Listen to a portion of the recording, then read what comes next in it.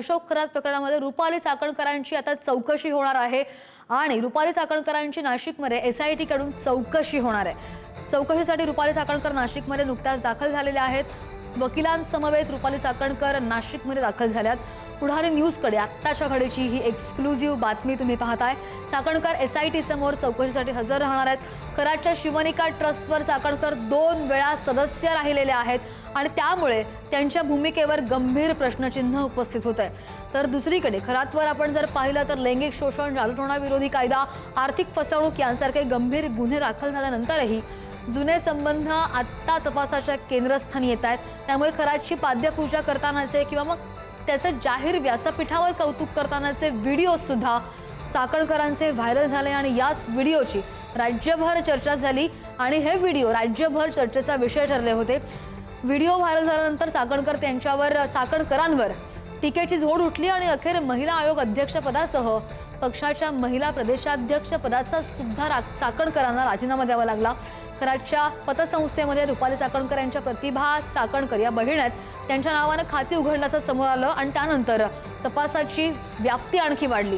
या सगळ्या संदर्भात आपण बोलूयात सविस्तरपणे। आमचे प्रतिनिधी ज्ञानेश्वर चौतमल आपल्या सोबत आहेत। ज्ञानेश्वर, SITची चौकशी किती वाजेपर्यंत सुरू होणार आहे आणि दुसरीकडे नुकतीच जी तुम्ही काही वेळापूर्वी अपडेट दिलेली होती की एका घरामध्ये त्या भेटीसाठी खासगी गेल्या होत्या, ती भेट पूर्ण झाली आहे का?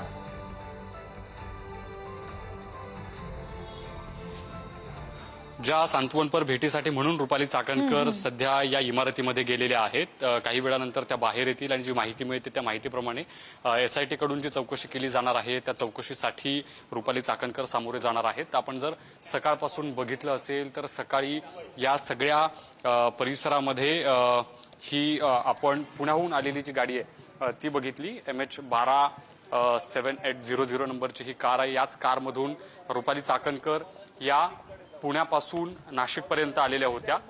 सकाळी जेव्हा रुपाली चाकणकर ह्या घरातून बाहेर पडल्या तेव्हा इनोव्हा गाडी त्यांची होती, इनोव्हा पांढऱ्या रंगाची गाडी होती। ही गाडी त्यांनी बदलली आणि नंतर त्या या गाडीतून नाशिकपर्यंत आल्या। दरम्यान हे सगळं घडत असताना सकाळी 6च्या दरम्यान एक नाशिक पासिंगची अल्टो कार रुपाली चाकणकर यांच्या बंगल्यामध्ये पुण्यात आलेली होती। अर्धा तास ती गाडी त्या बंगल्यामध्ये थांबली आणि त्यानंतर रुपाली चाकणकर ह्या नाशिकसाठी बाहेर पडल्या। अर्थात तोही प्रश्न उर्वरित आहे की MH15 नाशिक पासिंगची गाडी रुपाली चाकणकरांच्या बंगल्यात सकाळी नेमकी कोणाची होती, काय कामानिमित्तानं रुपाली चाकणकरांच्या बंगल्यात नाशिक पासिंगची ती गाडी आलेली होती आणि नंतर अर्ध्या तासाने जेव्हा रुपाली चाकणकर बाहेर पडल्या तेव्हा त्यांनी प्रवासाच्या दरम्यान मध्ये गाडी देखील बदलली।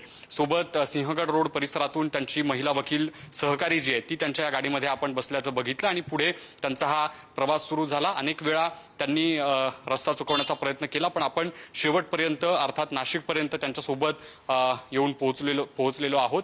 या सगळ्या दरम्यान आता सगळ्यात महत्त्वाची घडामोड तीच असणार आहे दिवसभरात की SITच्या समोर जी चौकशी केली जाणार आहे, नेमके काय प्रश्न विचारले जातात, बचावात्मक उत्तरं रुपाली चाकणकर आणि त्यांच्या महिला वकिलांकडून ज्या त्यांच्या सोबत सध्या आलेल्या आहेत त्यांच्याकडून काय दिली जातात हे पाहणं महत्त्वाचं असणार। कारण जवळपास 1.5 महिन्यांपेक्षा जास्त काळ जो आहे तो उलटून गेलेला आहे। त्यांची चौकशी कधी केली जाणार अशा पद्धतीचे सवाल उपस्थित केले जात होते आणि आज जी माहिती मिळते, आज विशेष तपास पथकाच्या अधिकाऱ्यांसमोर रुपाली चाकणकर यांची या सगळ्या खरात प्रकरणाच्या संदर्भानं चौकशी केली जाईल अशा पद्धतीची माहिती आहे। बघावं लागणार आहे आज दिवसभरात रुपाली चाकणकर यांची जेव्हा चौकशी केली जाईल तेव्हा चौकशीतले कोणते नेमके मुद्दे असणार आहेत आणि या सगळ्या चौकशीच्या या प्रश्नांना रुपाली चाकणकर कशा पद्धतीनं सामोरे जातात, काय त्यांचा बचाव असणार आहे, काय नेमक्या त्या उत्तरं देणार। सध्या त्यांची सांत्वनपर भेट जी आहे ती श्री गजानन सृष्टी या नावाच्या बिल्डिंगमध्ये जे राष्ट्रवादीचे पदाधिकारी आहेत ज्यांचं काही दिवसांपूर्वी निधन झालं अशा पद्धतीची माहिती मिळते।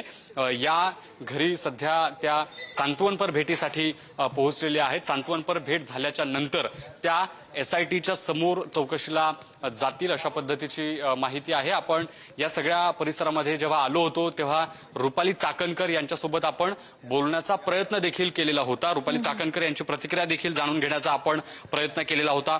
SIT चौकशीच्या संदर्भानं आपण रुपाली चाकणकरांना काही प्रश्नही विचारले होते, मात्र त्यांनी या ठिकाणी आल्यानंतर सांत्वनपर भेटीसाठी मी या ठिकाणी पोहोचलेले आहे अशा पद्धतीची प्रतिक्रिया देत SIT प्रकरणाच्या संदर्भानं किंवा खरात प्रकरणाच्या संदर्भानं त्यांच्यावर जे होणारे आरोप आहेत ते यामध्ये या बिल्डिंगमध्ये जाताना खरं म्हणजे बोलताना त्यांनी टाळलेलं होतं. जेव्हा त्या पुन्हा बाहेर येतील तेव्हा आपण पुन्हा एकदा त्यांना विचारण्याचा प्रयत्न करणार आहोत. काय नेमकी त्यांची भूमिका आहे, काय त्यांची बाजू आहे, या सगळ्या होणाऱ्या आरोपांना त्यांचं काय उत्तर आहे हे आपण जाणून घेण्याचा प्रयत्न करणार आहोत. आपण त्यांना पुन्हा जेव्हा त्या आता खाली येतील तेव्हा आपण त्यांना विचारण्याचा प्रयत्न करूयात.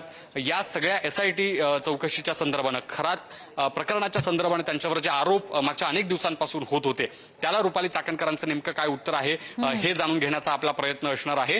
SIT चौकशीच्या दरम्यान ज्या काही घडामोडी घडतील त्याच्यावर देखील आपलं बारीक लक्ष असणार. आपण प्रेक्षकांपर्यंत या सगळ्या चौकशीतले देखील जे सगळे कंगोरे असणार आहेत, जे डिटेल्स असणार आहेत ते पोहोचवण्याचा प्रयत्न करणार. अर्थातच या सगळ्या दरम्यानच्या काळात जो विलंब झालेला आहे त्या विलंबामुळे देखील नाराजी व्यक्त केली जात होती. आज तरी रुपाली चाकणकर या SITच्या समोर जाऊन जे SIT कडून उपस्थित केले जाणारे प्रश्न आहेत त्या सगळ्या प्रश्नांना उत्तरं देतात का हे पाहणं महत्वाचं ठरेल. नाही, बरोबर आहे. आता कसं आहे, त्या बोलणं अपेक्षित आहे. आता पुन्हा एकदा आपण प्रयत्न जेव्हा करू तेव्हा त्या काय बोलतात किंवा त्यांची भूमिका जाणून घेऊ शकतो आपण. धन्यवाद ज्ञानेश्वर सगळ्या दिलेल्या सविस्तर माहितीसाठी. अपडेट घेत राहू ताजे.